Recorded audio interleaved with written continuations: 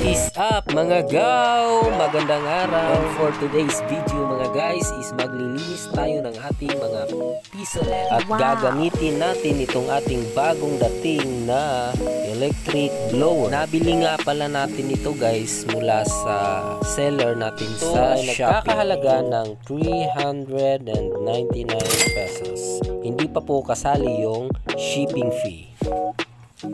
At huwag na nating patagalin pa mga gaw. I-assemble na natin ito at ng mat testing.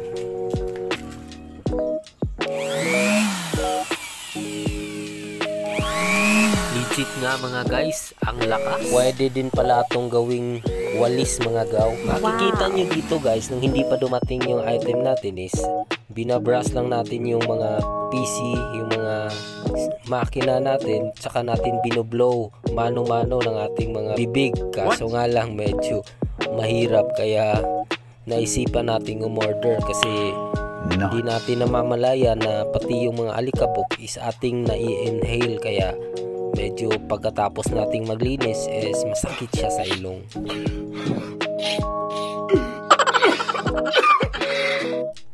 Kaya eto na mga gaw, paonang bomba sa ating bagong-bago na electric blower. Sinubukan ko nga pala siya na gamitin bilang vacuum, kaso nga lang parang hindi ako masyadong satisfy sa kanyang pagsisip-sip ng alikabok.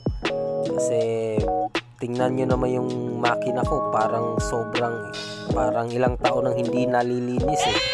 Kaya ang ginawa ko, ibinalik ko na lang sa blower. Kaya ayan, subukan natin i-blow.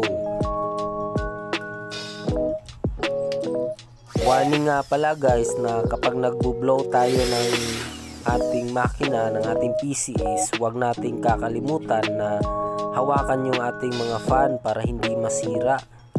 Kasi ma-overturn yung ating mga fan at yun ang cause ng kanyang pagkasira. Kaya yun guys, magpapatuloy na tayo sa ating paglilinis.